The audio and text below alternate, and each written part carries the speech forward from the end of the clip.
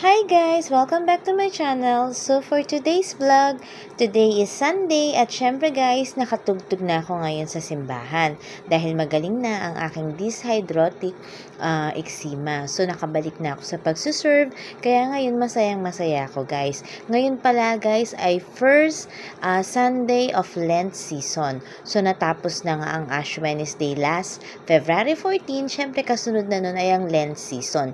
Bibilang tayo ng 40 days guys para sa celebrate natin ng linggo ng pagkabuhay. At sa pagkakaalam nga natin, 'di ba tinuturo sa school na ang linggo ng pagkabuhay ang pinaka-importante at pinakamasayang event ng simbahan. Syempre guys, muling nabuhay si Kristo. Anyways guys, ano nga bang ginagawa ngayon sa parokya namin? Guys, binuksan nga pala ng aming parish priest ang aming simbahan para sa exhibit ng mga santo. So, ayan guys, after ng misa, pinangunahan ni Father Orly ang pagbibless ng mga santo na nakadisplay dito sa aming parokya. Actually guys, ang mga santo na yan ay may kanya-kanyang may-ari. So pinapahiram nila yan dito sa simbahan para mabless at para makita ng mga tao din. Alam nyo ba guys na ang mga santo pala ay pinapaliguan din pala sila at talaga namang inaayusan.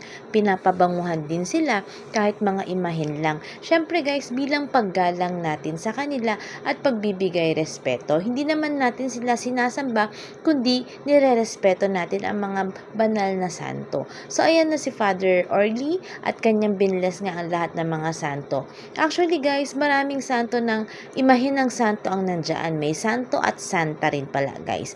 Nandyan si Magdalena, si Veronica, ang St. Jude nandiyan din. So guys, actually hindi ko nakita yung mga ibang pangalan, to be honest ha. Pero ang daming mga santo dyan. Pati yung images ni Jesus Christ, yung nag-ano siya, scourging at the pillar, yung pagkicarry niya ng cross, nung Biyernes Santo nandyan. At ang kanyang imahen, yung umiiyak na inilibing na siya. So ayan guys, ang daming santo na nandyan. Open po siya para bisitahin.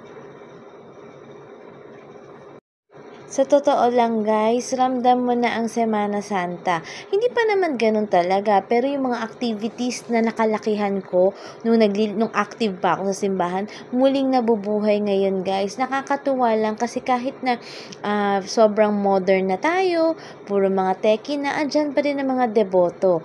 Ayan o, nakakaaliw ang mga nanay ng simbahan na talaga naman ding sama-sama na naglilingkod sa simbahan. So ayan guys, ito ang mga imahin na ang gaganda na ang lalaki din talaga. Ayan si Jesus Christ yung Nazareno at syempre ako hindi pwedeng mawala na magpapapicture ako dito sa mga santo. So ayan guys, kasama ko ngayon ng choir. Syempre alam niyo naman may mga banding din kami pagkatapos na ng misa. So please guys, do watch my vlog at please don't forget to subscribe, share and like my video.